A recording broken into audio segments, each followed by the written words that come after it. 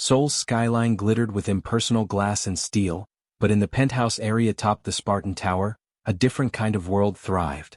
Here, in the humidity-controlled embrace of her greenhouse, Amina Adebayo found a kingdom that made sense. Her fingers, deft and careful, traced the delicate vein of a Dendrobium chrysatoxum petal, its golden hue a captive sunrise. The orchid was rare, temperamental, and currently thriving under her meticulous care.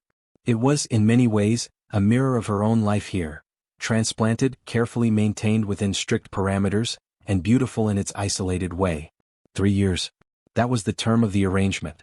In 1 month, the quiet, efficient contract that bound her life to Choi Min-jun's would expire. The terms had been clear, clinical, and ideal for them both. For Mina, it was a sanctuary, a powerful, silent answer to the relentless din of her family's well-meaning expectations about marriage and legacy. For him, she presumed, it was a necessary facade, a living piece of credible set dressing for a man who operated in shadows. They were roommates in a sprawling, luxurious cage of his design, communicating through notes left on the kitchen island and the monthly, painfully polite dinners that felt like corporate negotiations. A chime, soft and discreet, echoed from the panel by the door. Her tablet displayed a message, "Dinner, 8 p.m. The usual room." Min-jun's communication was always like this, essential, unadorned. She typed a simple acknowledged and returned to her plants. Yet, her gaze drifted to the seamless glass wall that separated her vibrant, leafy world from the austere, minimalist expanse of the main penthouse. She could just make out the silhouette of the grand piano, a monolith of polished ebony forever silent. Far below the greenhouse, in the heart of the building's fortified sublevels, Choi Min-jun lived in his own ecosystem of light and data. The command center of Spartan security was bathed in the cool glow of dozens of monitors, casting a pale sheen on his impassive face. On one screen, financial markets flickered. On another, a real-time threat assessment for a client in Manila scrolled past. But his eyes, for a lingering moment, were fixed on a smaller, quiet feed from the penthouse greenhouse. He watched Mina laugh, a soundless movement that made her shoulders shake as a ladybug landed on her wrist. The contrast between her world of gentle growth and his world of calculated risk was a chasm he had engineered. They called him the Ghost in certain circles, and Korea's most dangerous man in more fearful ones. The titles weren't boasts, they were warnings. His danger lay not in brute force, but in an unparalleled ability to control, to foresee, to eliminate threats before they ever took shape. He had built an empire on the principle of impenetrable shields. Yet, the most vital part of his life's architecture, the woman upstairs, was the one variable he couldn't fully quantify. He provided safety, distance, and silence. She provided peace. A different kind of silence. He saw the way she tilted her head when concentrating, the absent-minded hum that sometimes caught on the audio feed, the fierce tenderness she reserved for her botanical charges. A faint, almost forgotten ache stirred in his chest, a relic of a time before he understood that to love something was to make it a target. His hand tightened around a stylus as a fragmented memory, sharp as glass, flashed, a piano melody cut short by screams, the devastating weight of failure. He had vowed never to be responsible for such a loss again. This arrangement, this careful distance, was his penance and his protocol. At 7:55 p.m., Mina left the greenhouse. She changed into a simple but elegant silk dress, part of the unwritten uniform of their partnership. She entered the dining room, a space of sleek lines and stunning views that always felt slightly too cold. He was already there, standing by the window, a broad-shouldered silhouette against the city's tapestry. "Good evening, Mina," he said, turning. His voice was a low baritone, always measured. "Min-jun," she nodded, taking her seat. The meal commenced with its customary quiet, the clink of cutlery the only punctuation. The conversation, when it came, was a familiar dance. He asked after her latest research project. She inquired vaguely about his week. It was all surface, a performance for an audience of two, both keenly aware the final act was approaching. The silence that followed their dinners was a living entity in the penthouse. It wasn't hostile but deeply partitioned, like the floors of a museum after hours. Mina retreated to her greenhouse, the earthy scent of soil and bloom a tactile comfort. Min-jun descended into his realm of humming servers and crystalline data streams. Yet the air had shifted after their talk of the expiring contract. An unspoken countdown had begun, ticking away in the space between them. Min-jun's world, however, afforded no room for personal reflection. A new threat vector had emerged. Kang Ji-hoon, a rival security contractor whose methods skirted the edge of legality, had been making not-so-veiled comments in the press about Spartan's complacency. At a closed-door industry summit, he'd gone further, suggesting Minjun's famed focus was compromised by domestic distractions. The message was clear, a probe against his armor. Minjun's response was immediate and invisible. He did not raise his voice. He did not issue a threat. Instead, from his command center, he orchestrated a flawless, silent operation. Leveraging a complex web of digital forensics, his team uncovered a series of illicit data breaches perpetrated by Kang's company. The information was anonymously, impeccably packaged and delivered to the relevant regulators and Kang's most important clients. It was a dismantling, not a battle. Within 48 hours, Kang's stock was plummeting, and his reputation was in tatters. The industry whispers grew hushed, reverent. The ghost had moved and a man's empire had simply ceased to be. It was a reminder of why Choi Min-jun was considered the most dangerous man in the room. His vengeance was a clinical, administrative procedure. Mina, oblivious to this specific storm, felt its peripheral winds. She noticed the subtle rotation of the security team on the penthouse level, new faces, sharper eyes. The biometric locks on the private elevator were upgraded overnight. When she mentioned a desire to visit a specialized nursery in Seongsadong, a discreetly armored sedan and a two-person detail appeared without her asking. Minjun never mentioned it. His protection was a silent, encompassing fact of her existence, like the air filtration system. Curiosity, however, was a persistent vine. One evening, while researching symbiotic fungal networks for her orchids, a stray thought led her down a different digital path. She typed Choi Min-jun into a scholarly database, far from the tabloid reaches. Most results were about Spartan, dry financial analyses. But one link, from a small arts archive, mentioned a charity event a decade prior. It was a recital for a rising pianist, Choi Soo-jin. The attached photo was grainy. A younger Min-jun, his face not yet hardened into its current impassive state, stood beside a beaming young woman at a grand piano. His arm was around her, his expression one of open, proud. Mina sat back, the greenhouse suddenly feeling cooler. The silent piano in the living room now seemed less like a decorative monolith and more like a tombstone. The obsessive security, the impenetrable walls, the emotional distance, they weren't just professional traits.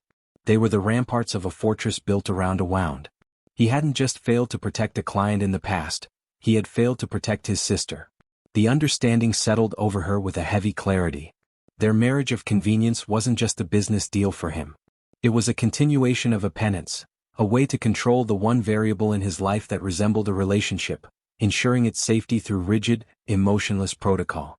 That night, during their silent dinner, she looked at him anew. He was cutting his food with precise, economical movements, his gaze fixed on a point beyond the window. She saw not just a powerful, intimidating man, but a solitary one, forever standing guard over ghosts. The pang she felt was unexpected, a sharp empathy that blurred the clean lines of their contract. She wanted to say something, to acknowledge the shadow she'd glimpsed. But the rules of their arrangement held her tongue. Instead, she gently pushed the salt cellar toward him, a minute gesture he didn't need. His eyes flicked to it, then to her. A barely perceptible nod. "Thank you," he murmured, the words hanging in the quiet air, somehow carrying more weight than anything said before. The gala was the following evening. It was to be their final public performance, the last time they would need to play their parts. As Mina fastened the clasp of a stunning off-the-shoulder navy gown, she felt a strange tension. It wasn't about the crowd or the cameras. It was about him. For the first time, she was stepping onto their stage not just as a paid performer, but with a glimpse of the script that haunted her co-star. She didn't know that in the swirling crowd, another pair of eyes was watching, ready to rewrite their ending entirely. The Grand Shilla Hotel's ballroom was a galaxy of its own, a swirling cosmos of silk, jewels and soft, predatory laughter. Chandeliers dripped light onto a sea of Seoul's most influential faces, each smile a carefully negotiated treaty. Amina Adebayo stood at the periphery of a conversation about blockchain art, her mind 1,000 miles away, in her quiet greenhouse. Yet her body performed its duty flawlessly. She was a vision in navy silk, a calm, elegant counterpoint to the room's glittering frenzy. Across the expanse, Choi Min-jun was holding court. Not with words, he offered few, but with presence. A circle of men in impeccably tailored suits orbited him, their postures leaning in with a mix of deference and wariness. He was a black hole in a tuxedo, his gravity both drawing them in and warning them away. His eyes, however, were not on the diplomats or the conglomerate heirs. They tracked a subtle, unconscious path through the crowd, always returning to the navy silk. His protection tonight was invisible but absolute. Every waiter near her was Spartan personnel, every exit was softly monitored. Their performance began. It was a dance they had perfected over 36 such events. When an ambassador's wife approached Mina with effusive praise for her recent botanical conservation speech, Minjun appeared at her elbow as if materialized from the air. His hand came to rest on the small of her back, a light, proprietary touch that was pure theater. Mina felt the warmth of his palm through the silk, a steady, grounding point of contact. She leaned into it just a fraction, turning her smile up to him. "Darling, you remember Ambassador Choi's wife?" Her voice was warm, intimate. "Of course." Minjun's voice was a low rumble, his gaze meeting the ambassador's. "Your support for the Arts Foundation is commendable." The conversation flowed, a seamless four-handed piece. He handed her a fresh glass of sparkling water just as hers emptied. She gently adjusted his cufflink, a wifely gesture that made the watching women sigh softly. They were a masterpiece of implied intimacy, a portrait of a powerful man softened by a graceful, intelligent partner. The facade was impeccable. From a shadowed alcove near a towering ice sculpture, Lorenzo Conti watched this performance with the rapt attention of a critic at a premiere. He swirled a measure of amber cognac, his sharp, handsome features arranged in an expression of cold fascination. He had come to assess the ghost, to size up the man whose security networks were a persistent thorn in his syndicate's side. But he found his attention utterly, irrevocably stolen. His gaze consumed Amina. The way she listened, her intelligent eyes missing nothing, yet her smile never seeming forced. The elegant line of her neck, the confident stillness of her posture amidst the chaos. And then, the way the formidable Choi Minjun interacted with her. He saw the protective hand, the exchanged glances, but his obsession painted a different picture. He saw not partnership but possession. He saw not quiet understanding but neglect. To Conti, a man who collected rare cars, priceless art and human loyalties with equal avarice, this was the ultimate paradox. A man who had a treasure and left it polished but untouched on the shelf. A slow, calculating smile spread across Conti's face. The ghost's weakness was not a business rival or a security flaw. It was this. The serene, beautiful artifact he kept in his vault. The ultimate trophy wouldn't be breaching Spartan's firewalls. It would be claiming the centerpiece of the ghost's own carefully curated life. The fantasy ignited in his mind. Her poise, that smile, that quiet light, shattered and recentered around him. He wouldn't just want her. He would want the victory of taking her from the one man supposedly untouchable. The moment crystallized when Minjun, responding to a query from the Japanese finance minister, let his gaze drift back to Mina. For a single, unguarded second, as she laughed at something a gallery owner said, Minjun's stern expression softened at the edges. It was fleeting, a crack in the marble. But Conti saw it. He didn't interpret it as love. He saw it as a man checking on his most valuable asset. The performance reached its preordained conclusion. At precisely 10:30, Minjun gave a subtle nod. Mina, sensing the cue, gracefully extricated herself from her conversation. They met in the center of the room as if pulled by magnetism. He offered his arm, she took it, her hand resting lightly in the crook of his elbow. Together they made their way through the parting crowd, a united front, the picture of formidable private solidarity. As they disappeared through the grand doors, Lorenzo Conti drained his glass. The taste of victory was already on his tongue, sweet and anticipatory. He leaned over to his quietly looming assistant. "Cancel the meeting with the cybersecurity team. We're changing targets. I want a full dossier on her. Not the public one. The real one." His eyes gleamed in the low light. "The ghost guards his treasure in a glass box. It's time to shatter the glass." Back in the silent, moving elevator of the hotel, the performance dropped. Mina's shoulders relaxed a fraction. Minjun's hand fell from her arm. The space between them expanded back to its usual careful distance, now charged with the echo of touch and the weight of unseen eyes. "You were flawless," he said quietly, his voice returning to its usual flat cadence. "As were you," she replied, watching the floor numbers descend. Neither of them knew that the most dangerous performance of the night had not been theirs, but had occurred in the mind of a man now watching the security footage of their exit, already dreaming of conquest. The silence in the penthouse upon their return from the gala was different.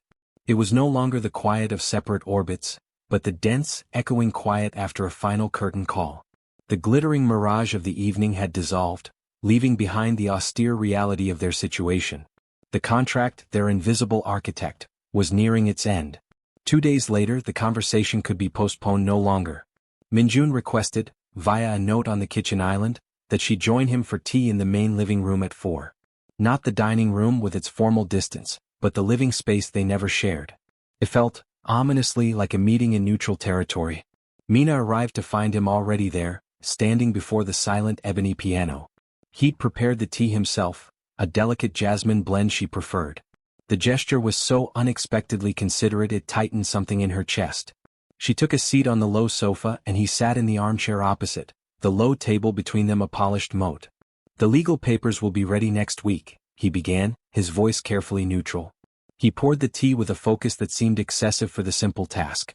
"The dissolution will be seamless. Your settlement as outlined will be transferred in full.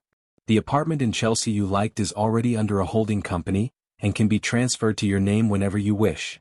He was dismantling their life with the same ruthless efficiency he used to dismantle business rivals. Each sentence was a clean, surgical cut.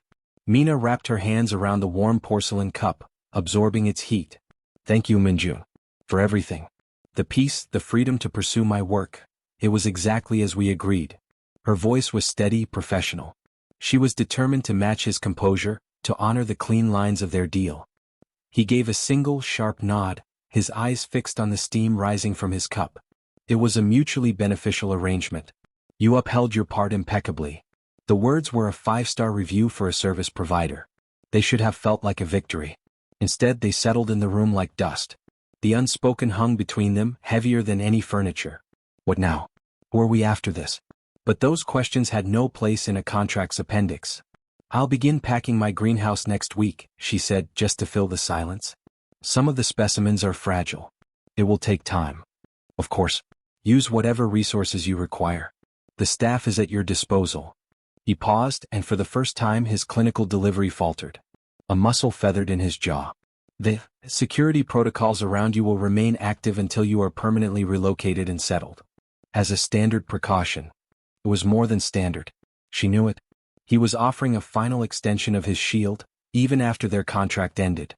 The generosity of it, buried in bureaucratic language, undid her just a little. "That's very kind," she whispered, her own facade cracking. Another protracted silence. The city hummed, indifferent, beyond the glass. He finally looked up and his dark eyes met hers. In the cool afternoon light she saw not the ghost, not the Mafia's most dangerous man, but just Minjun. A man who drank jasmine tea and lived with a ghost of a piano. "You were," he started, then stopped. He seemed to grapple with a vocabulary for which he had no reference. "You were never a burden, Amina?" Her name. He so rarely used it. It sounded like a confession on his lips. The simple sentence shattered the last of her professional resolve. It spoke of a consideration, a mindfulness she hadn't dared to assume. Her eyes filled with traitorous heat, and she blinked rapidly, looking down into her tea. "Nor were you," she managed, the truth of it ringing clear. He had given her a sanctuary, not a cage. He had been, in his silent, rigid way, respectful. A perfect, detached gentleman. The meeting was over. There was nothing left to negotiate. He stood and she followed suit. They faced each other across the moat of the table, the gulf of their making feeling suddenly and terribly vast. "Good night, Mina," he said, the informal name a quiet surrender.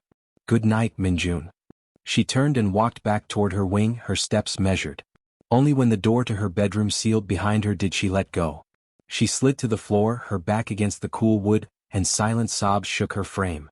She wasn't mourning a husband, not in the conventional sense. She was mourning the loss of his quiet presence in the next room. The end of a shared, if silent, history.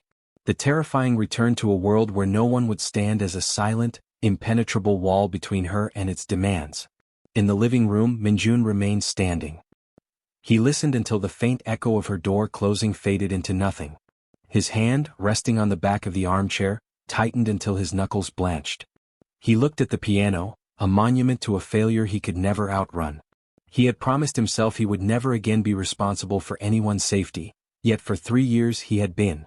And he had succeeded. She was leaving whole and unharmed. It was the designated happy ending. Why then did the hollow victory taste like ash in his mouth? He stood there long into the evening, a sentinel guarding an empty fortress, already feeling the chill of a draft from a door that had not yet opened but soon would. The sterile quiet of Minjun's corporate inner sanctum was a world away from the gala's glitter. Here in his top-floor office at Spartan Tower, the only sounds were the whisper of climate control and the faint, digital hum of the security monitors lining one wall. The view was a panoramic chessboard of Seoul, a city he knew how to navigate with cold precision. He was reviewing the final, meticulous withdrawal plan for Amina, secure transport, layered digital footprints, a new identity in Switzerland with impeccable credentials, when his assistant's voice, tight with uncharacteristic tension, came through the intercom. "Sir, a Mr. Lorenzo Conti is here. He insists. He says it's regarding a personal acquisition." The name pinged in Minjun's memory: European Asian Syndicate, old money laced with new brutality, expanding cautiously into his sphere. A meeting had been tentatively scheduled, then cancelled. For Conti to appear now, unannounced, was either a grave miscalculation or a declaration. Minjun's gaze flicked to a monitor, taking in the man in his reception area, arrogant posture, a smile that didn't touch his eyes. "Send him in," Minjun said, his voice flat. He closed the file on his screen. Amina's serene face vanished, replaced by a blank field of data. Conti entered not like a visitor but like a curator assessing a new gallery. His eyes swept the room, dismissing the priceless art, the tech, landing finally on Minjun. "Choi Minjun. The ghost in the machine. Your reputation is a chilling red." Minjun did not rise. He steepled his fingers on the immaculate desk. "Your time is limited, Conti. State your business." Conti smirked, settling into the chair opposite without being asked. He crossed his legs, relaxed. "Direct. I appreciate that. It makes this simpler. I've been studying your operations. Impressive. But I'm not here for a security contract." He leaned forward, the faux casualness evaporating, replaced by a predatory gleam. "I'm here for a personal acquisition. One that I believe you're currently underutilizing." A cold knot formed in Minjun's gut. He said nothing, his expression a mask of granite. Emboldened by the silence, Conti continued, his voice dropping to a conspiratorial purr. "I attended the Grand Shilla Gala. I saw your wife, Amina." He let the name hang, savoring it. A masterpiece of composure and grace. A rare orchid in a vault of steel. "I understand your arrangement, of course. A pragmatic man needs a beautiful facade. But a piece like that shouldn't just gather dust. It should be admired. Cherished." Every word was a violation, a filthy handprint on something pristine. Minjun's blood turned to ice in his veins. "Name your price," Conti said, spreading his hands as if offering the world. "Whatever the number, I'll double it. Consider it a transaction between gentlemen. You get a hefty profit for an asset you no longer need, and I get—" His smile widened, becoming something truly unsettling. "I get to make her the absolute centerpiece of my collection. I'll give her the attention she's clearly been starving for." The air in the room changed. It didn't grow hot, it became polar, thin and deadly. The carefully maintained facade of the CEO, the controlled strategist, shattered. Something ancient and ferocious rose in its place. Minjun slowly stood. He was not a tall man who relied on height, but in that moment he seemed to fill the space, his shadow swallowing the light. Conti, for the first time, faltered, his smirk slipping. Minjun spoke, and his voice was not a shout. It was softer than a whisper, yet it carried the finality of a tomb ceiling. "You have just ended your life." It wasn't a threat. It was a pronouncement. An absolute statement of fact, delivered with the calm certainty of a judge passing a death sentence. Conti's bravado crumpled into startled anger. "You dare." He got no further. The office doors opened silently. Two of Minjun's security personnel, men whose faces were blank slates, whose eyes held no emotion, entered. They did not touch Conti. They simply flanked him, their presence an immovable force. "Escort Mr. Conti from the building," Minjun said, his gaze never leaving the syndicate air. "Place his image and biometrics on the perpetual threat register. He is to be considered an active, imminent danger to all Spartan assets. Any future approach is to be met with maximum permissible response." Conti was hauled to his feet, sputtering, his face mottled with rage and dawning fear. He was not used to being handled, to being made to feel insignificant. "This isn't over, Choi. You think your walls are so high? I want her. Do you hear me? I will have her." His shouts faded down the hallway, swallowed by the building's efficient silence. Minjun did not move. He stood behind his desk, his hands now clenched into white-knuckled fists on the polished surface. The icy rage was still there, but beneath it, a new, more terrifying emotion surged: primal, consuming fear. He had faced threats to his business, to his person. He had never faced a threat that targeted his reason for existing these past 3 years. Conti hadn't seen a person. He had seen a trophy to be wrenched from a display case. And in doing so, he had just made Amina the single most vulnerable point in Minjun's entire fortified world. The withdrawal plan was now worthless. Switzerland was a mouse hole, and a hawk had just circled into view. The contract was irrelevant. The expiration date was null and void. He had to see her. No. The drive from Spartan Tower to the penthouse was a blur of neon and shadow. Minjun's mind, usually a battlefield of strategy and counter-strategy, was a stark, white plain with a single, screaming imperative: get to her. Tell her. Protect her. Conti's words, "I want your wife," echoed in his skull, a profane mantra that burned away all other thought. The civilized CO was gone, stripped back to a more fundamental core, a guardian whose charge had been threatened. He entered the penthouse with a force that made the air shudder. He didn't call out. He went straight to her wing, to the door of her study, a boundary he had never crossed. He knocked, 3 sharp, urgent raps. Amina opened the door, her expression shifting from mild surprise to immediate concern. She'd been reviewing seed catalogs, a mundane task that now felt like a relic from a lost, peaceful era. She saw it in him instantly: the rigid set of his shoulders, the storm in his eyes, the barely leashed violence vibrating in the stillness of his frame. This was not the cold, composed Minjun. This was a man on a cliff's edge. "Minjun? What's happened? We need to talk. Now." His voice was gravel. He led her, not to the distant living room, but to the small sitting area in her own wing, violating the geography of their separation. He stood while she sat, too agitated to rest. "A man named Lorenzo Conti came to see me today." He delivered the facts like a surgeon listing injuries, clinical and brutal. Heir to the Conti syndicate. Volatile. Obsessive. He has a collection of beautiful things. Mina listened, her hands clasped tightly in her lap, her blood cooling with each word. "He was at the gala. He saw you." Minjun's jaw tightened. "He does not see a person. He sees a prize. A masterpiece kept, in his words, in a vault." He forced the next part out, the words tasting of acid. "He offered to buy you from me. He said you were an asset I was underutilizing. That he would make you his centerpiece." A sharp, involuntary gasp escaped Mina's lips. Nausea rose, not from fear for herself in that moment, but from the sheer, degrading horror of being seen as an object, appraised and bid upon. Her eyes flew to Minjun's face, searching for, what? Complicity? But all she found was a fury so deep it looked like pain. "I have placed him on the highest threat tier," Minjun continued, his voice dropping to that deadly soft register. "But he is connected, resourceful, and clearly unhinged. Standard protocols are insufficient." He drew a sharp breath, the first sign of hesitation she'd ever seen in him regarding a security matter. "Therefore, I am activating option 0. Immediate, permanent relocation. New identity, new continent. My team can have you airborne and untraceable within 12 hours. You will be safe." It was the ultimate solution from the world's most dangerous protector. A complete vanishing. It was logical, flawless, and it felt like a death sentence. Mina stood up. The shock was receding, burned away by a rising, defiant heat. "No." The single word hung between them. Minjun blinked as if he'd misheard. "Amina, you do not understand the caliber of—" "I understand perfectly," she cut in, her voice quiet but diamond hard. "He sees me as a thing you own. A decorative piece. If I run, if I vanish into a Swiss bunker or a new life in New Zealand, I prove him right. I become a precious object you had to hide in a bigger vault." She took a step toward him, her gaze locking with his. "He wins the idea. And I spend the rest of my life looking over my shoulder, living a lie he forced me into." Minjun stared at her, his strategic mind grappling with this unexpected, illogical resistance. "Safety is the only priority." "Is it?" she challenged, another piece of the puzzle clicking into place.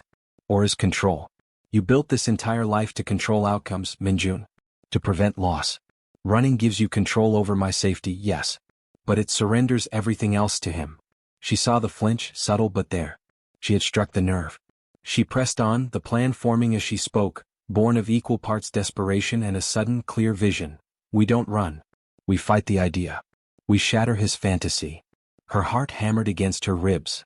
He thinks ours is a cold, empty arrangement. So we show him it's not. We make it impossible for him to see me as an untouched artifact. We become a fortress of two. Minjun was utterly still. What are you proposing? We stay together. We don't end the contract. We appear more united, more real than ever. Publicly, privately. We make it clear in every way that doesn't require a statement, that I am not a possession to be transferred. I am your wife. The word, never before spoken with any weight between them, landed in the room with the force of a vow. He absorbed it, the implications crashing over him. It meant appending the careful distance. It meant invitation, not exclusion. It meant performing intimacy not for a faceless public, but for a single, predatory audience. It meant trusting her and himself, in a completely new and terrifying way. The silence stretched. He looked at her, truly looked, seeing not the botanist he'd sheltered but a strategist, an ally, a woman of formidable courage standing in the path of a storm he had drawn to her door. The war in his eyes was palpable. The ghost of his sister screamed for isolation, for distance to guarantee safety. But Amina was offering a different kind of strength. A shared front. Finally he gave a single, slow nod. It is a greater risk. It's the only choice that lets me keep my life, she corrected softly. Another pause. Then the words that changed everything, then we stay. The two-word agreement was more binding than any signed contract. The walls between their wings, their lives, had just been declared obsolete. The performance was over. A new, dangerous and real alliance had begun. A strange, new geography was imposed upon the penthouse overnight. The invisible line that had cleanly bisected the space for 3 years was erased by unspoken agreement. The first tangible evidence was Minjun's razor, appearing on the bathroom counter in Mina's wing next to her moisturizers. A simple black leather kit, it looked both alien and profoundly intimate amidst her belongings. He didn't announce the move, he simply was there, a quiet seismic shift in her world. They began their preparations like actors rehearsing for a life-or-death role. Seated in the living room that first evening, the silence was no longer comfortable but charged with a new, awkward purpose. We need a story, Mina said, her voice practical, a scientist establishing parameters. The real one won't withstand scrutiny. Minjun gave a curt nod. The contract signing at the law office is insufficient. It lacks emotion. They decided on a modified truth. They would say they met when Mina was consulting on the biosecurity gardens for the Spartan Towers atrium. A project that had in fact happened though they'd never directly interacted. They would say he was drawn to her focus, her quiet intelligence amidst the chaos of construction. She would say she was drawn to his stillness, his depth. And our first kiss? Mina asked, the question hanging in the air like a dare. Minjun's gaze flickered away, a rare show of discomfort. We should align on the details. A celebration, she suggested, pushing past her own flutter of nerves. After the atrium gardens were completed. You took me to dinner. We walked by the Chongyetchen stream. It was drizzling. She built the scene, her mind's eye painting it. You shared an umbrella. And you kissed me there. It was unexpected. But not unwelcome. He listened, his eyes fixed on her as she narrated this fictional intimacy. He could see it, the rain, the glow of the city on wet pavement, her face tilted up. He gave a slow nod. Acceptable. But the theory was one thing. The practice was another. They needed to be comfortable with proximity. A touch on the arm, a hand on the back. These could no longer be stiff, gala-only gestures. They had to be natural, reflexive. It was after a particularly stilted attempt at casually sharing the sofa, a foot of tense space between them, that the first real break occurred. A courier package had arrived, marked with Conti Syndicate's holding company logo. Inside, nestled in black velvet, was not a threat, but something worse. One of Mina's own rare orchids, the Dendrobium chrysatoxum she'd been nurturing. It had been perfectly, cruelly preserved, lyophilized, its golden petals frozen in time, dead and brittle. It was a message of terrifying intimacy and absolute control. I can reach what you love. I can make beautiful things eternal in my own way. The sight of it, this corpse of her care, undid her. The brave front crumbled. She didn't scream or cry out. She simply stood in the middle of the living room, holding the box, her shoulders beginning to shake with silent, helpless tremors. Minjun was across the room in 3 strides. He didn't ask questions. He didn't offer platitudes. He simply took the box from her numb fingers, set it aside, and then, after a moment's palpable hesitation, folded her into his arms. It was the first hug. It was awkward at first, all angles and uncertainty. He was rigid, a man hugging a concept. But as she turned her face into his shoulder, her fists clutching the fine wool of his sweater, as the silent tremors continued, something in him unlocked. His arms tightened, not crushingly but firmly, surely. One hand came up to cradle the back of her head, his fingers threading gently into her hair. He held her as if he could absorb the shock and the fear directly into his own body. He was a wall again, but this time she was on the protected side, enveloped within the fortress, not just kept behind it. For Mina, it was the feeling of solid ground in a quake. The clean, subtle scent of him, sandalwood and crisp cotton, replaced the ghostly scent of the dead flower. His heartbeat was a steady, strong rhythm against her ear, a counterpoint to her own frantic pulse. In that embrace, the performance vanished. This was not for Kandi's eyes. This was raw, necessary human comfort. They stood like that for a long time, until her shaking subsided. He didn't let go until she made the first move to step back. Her eyes were red-rimmed but dry when she looked up at him. "Thank you," she whispered, her voice hoarse. He simply nodded, his own breath a little unsteady. His hand dropped from her hair, but the ghost of the touch remained. The space between them now held a new memory, a reference point. The theory of their story had just been infused with a shocking electric jolt of truth. The dead orchid was incinerated in the building's high-security disposal. But the echo of that hug lingered in the penthouse, a warmth in the previously cool air. They continued their rehearsals, but the touches were no longer just tactical. They were now imprinted with the memory of shelter. A silent, shared knowledge that in this frightening charade, they had found a real anchor in each other. The performance had become a shared life, and in the sharing, the meticulously constructed personas began to dissolve. The silence in the penthouse was no longer a buffer zone but a medium through which new understandings quietly passed. Mina discovered the truth about the piano one sleepless night. Drawn by a faint, discordant sound, she found Minjun in the moonlit living room. He wasn't playing, not really. His back was to her, his shoulders tensed, one finger pressed silently onto a single ivory key as if testing the memory of a note. The vulnerability in his posture was a stark contrast to the commander in his war room. He didn't hear her approach, lost in a ghostly recital of his own. She didn't speak. She simply retreated, the image searing itself into her mind. The next day, while he was immersed in a secure conference call, she quietly researched. She found the old recital program for Choi Soo-jin, noted her favorite piece, Debussy's Clair de Lune. That evening, a simple, elegant score for the piece appeared on the piano's music stand. She left no note. He said nothing. But the next night she heard it, a single halting phrase, painfully slow and full of errors, repeating from the living room. It was not a performance. It was an excavation. In turn, Minjun began to see beyond the serene botanist. He noticed the detailed, color-coded logs she kept for every plant, a systemic mind as rigorous as his own. He walked into her greenhouse one afternoon and found her speaking softly to a struggling fern, her diagnosis as precise as any of his threat assessments. "You're not getting enough humidity, are you? Let's fix that." The tenderness in her technical expertise disarmed him. He, who dealt in absolutes of threat and safety, watched her negotiate with the fragile will of living things. Conversation, once a logistical tool, began to unspool in the shared evenings. They spoke in fragments at first, testing the waters. "It must have been difficult," he said one night, his eyes on the city lights, "the pressure from your family to conform, to choose a more conventional path." Mina sighed, stirring her tea. It was a constant noise. As if my work, my happiness, was a draft in their perfectly appointed house that needed sealing.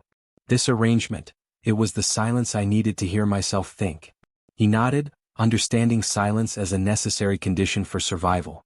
"And you gave me a silence that wasn't empty," he admitted, the words foreign on his tongue. "It was peaceful." Then it was his turn. The words came haltingly, dragged from a deep, locked vault. "Soo-jin, she was all light. I was supposed to be her shield that night. The protocol was flawed. My intelligence was incomplete."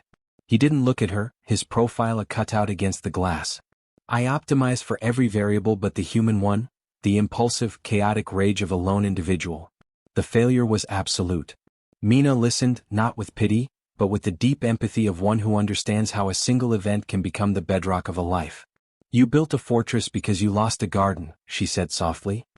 He turned to look at her then, struck by the perfect, painful accuracy of the metaphor.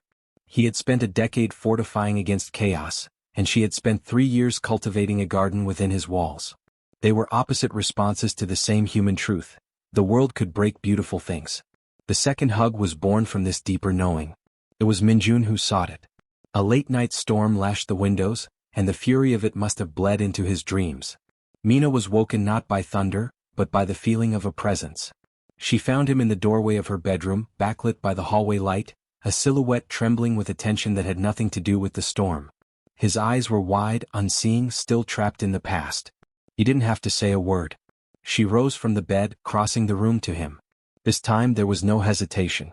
She opened her arms, and he came into them like a man seeking shore in a raging sea. He buried his face in the curve of her neck, his arms locking around her waist, holding on as if she were the only solid thing in a dissolving world. He was shaking. She held him, one hand stroking slow, firm circles on his back, the other cradling his head.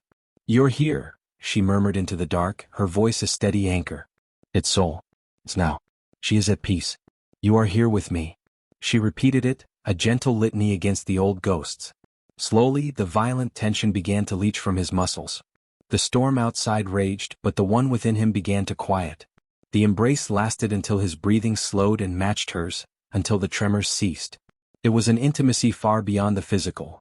It was the offering and acceptance of a wound, a silent pact of mutual sanctuary. When he finally drew back, his eyes were clear, though shadowed with exhaustion and a raw, undisguised gratitude. He searched her face as if seeing her truly for the first time without the filter of any contract or threat. "Thank you," he breathed, the words carrying the weight of a rescued soul.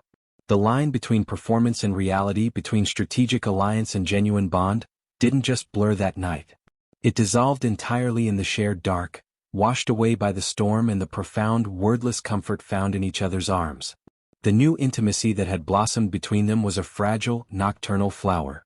By daylight, the grim machinery of their situation ground on. Kanti had gone quiet, which Minjun interpreted not as retreat, but as the ominous gathering of pressure before a strike. His security around Mina became a concentric, invisible prison of safety. Her trip to the specialized plant nursery in Seongsadong was deemed a necessary concession to normalcy, but the plan was militaristic in its precision. A hardened sedan, a lead car, 2 close protection agents disguised as assistants, and a drone overhead she would never see. Mina felt the suffocation of it, but understood its necessity. She moved through the nursery, her usual joy in the greenery dimmed by the awareness of the watchful eyes. Her real assistants were hypervigilant, their cheer felt forced. The purchase of a delicate sapling, a rare Korean boxwood, felt like a reckless act of defiance. The attack was not a blunt instrument. It was a scalpel. As her convoy navigated a narrow, tree-lined side street, a delivery truck suddenly stalled ahead, blocking the lead car. It was a textbook bottleneck. From a nondescript van parked on the curb, 4 men in municipal maintenance uniforms emerged. They didn't brandish weapons. They moved with coordinated purpose toward Mina's sedan, their intent clear. A swift, quiet extraction in broad daylight. Chaos, contained and brutal, erupted. Minjun's security team reacted with shocking speed. The lead agent shoved Mina down into the footwell. "Stay down." The sounds were muffled thuds, sharp grunts, the sickening crack of bone against reinforced car doorframe. It was over in less than 90 seconds. The would-be kidnappers were subdued, cuffed, and dragged into their own van by Minjun's team. The stalled truck was pushed aside.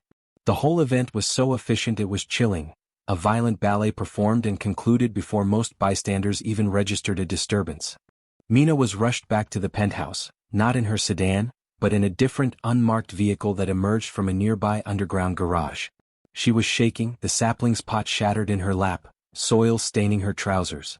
Minjun was waiting in the penthouse's central safe room, a windowless, plush-lined cube deep within the building's core. He wasn't pacing. He stood perfectly still in the center of the room, his face a pale, rigid mask. But when the door hissed open and she stumbled in, the mask shattered. In 2 strides he was before her. He didn't ask if she was hurt.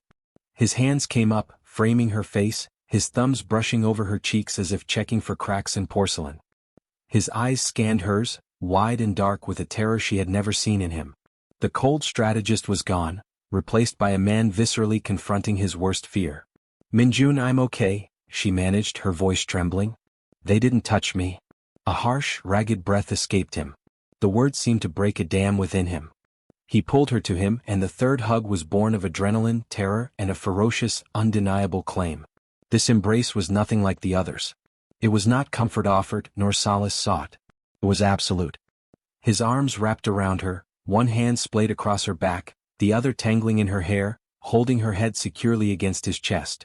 He trembled, but with the effort of control, with the aftershock of a narrowly averted catastrophe. He held her so tightly she could barely breathe, but within that constriction was a safety so profound it made her own knees weak.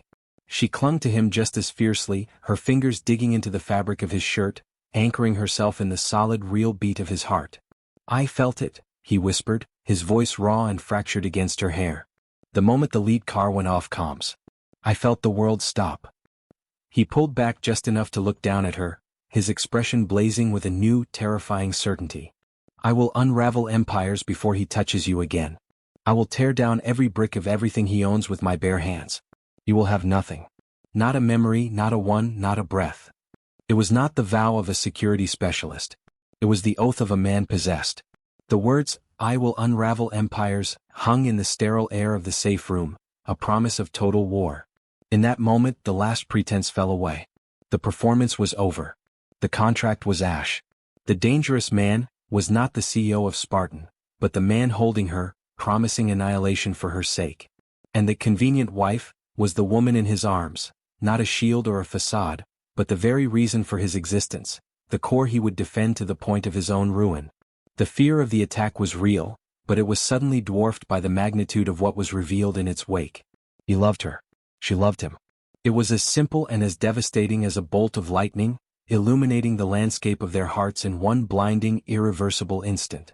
They stood locked together in the silent, secure room, the future collapsing and reforming around the unshakable truth of their embrace. The safe room became their confessional. In the antiseptic silence, still wrapped in the echo of his vow and the solidity of his arms, the final wall crumbled. Minjun did not release her. He kept her close, his forehead resting against hers, their shared breath the only sound. "It can't be a performance anymore," he said, the words a low, raw vibration between them. "Not after this. Not after what I felt." Mina pulled back just enough to see his eyes. The ghosts were still there, but they were no longer in command. They were overshadowed by a blazing, present intensity. "What did you feel?" she asked, though she knew. She needed to hear him say it. "Terror," he admitted without flinching. "A kind of void. I saw the feed go dark, and for 1 second I was back on that street in Jeju, powerless. But this time," his hands tightened on her arms, not to restrain but to affirm she was real. "This time it was worse. Because it was you." He drew a shuddering breath, the strategist in him aligning with the man, forming a new, irrevocable resolve. He miscalculated. He attacked a possession, thinking to wound the owner. He didn't understand he was attacking the owner's heart. He made it personal. "Now I make it terminal." In the hours that followed, Minjun did not summon enforcers or plan a violent reprisal. He returned to his command center, but the objective had shifted. This was not about building a higher wall. It was about removing the ground from beneath his enemy's feet. The dangerous man's true power was not menace but knowledge, not force but flawless execution. He became a ghost in the machine of Kanti's own life. Using the very digital tendrils Spartan was designed to sever, Minjun's team, with surgical precision, began to extract information. Not just business secrets but the delicate, hidden threads. Shell company registrations, encrypted ledgers of bribes, evidence of long-forgotten indiscretions that violated the syndicate's own ancient codes. He did not attack Kanti directly. He anonymously gifted the most damaging pieces to rival families, to Interpol units hungry for a win, to journalists with a taste for aristocratic blood. He turned Kanti's world into a puzzle where every piece was suddenly a liability, and every ally a potential recipient of a damning truth. It was a dismantling, quiet and absolute. Within a week, news filtered through secure channels. The Kanti syndicate was in internal chaos, its heir disgraced, his resources frozen, his allies scattering to avoid the contagion of his downfall. In the penthouse, life had been irrevocably rewired. The separate wings were abandoned. They shared the space, the silence now a comfortable, living thing. One evening, Mina found Minjun in the living room, not at the piano but standing before it, staring at the closed lid. She approached, carrying a small, resilient jade plant in a simple clay pot. "For your desk," she said, placing it on the piano's broad, ebony surface. "It thrives on neglectful light and sporadic attention." It reminds you that some things are tougher than they look. He looked from the plant to her, a softness in his eyes that would have been unimaginable weeks before.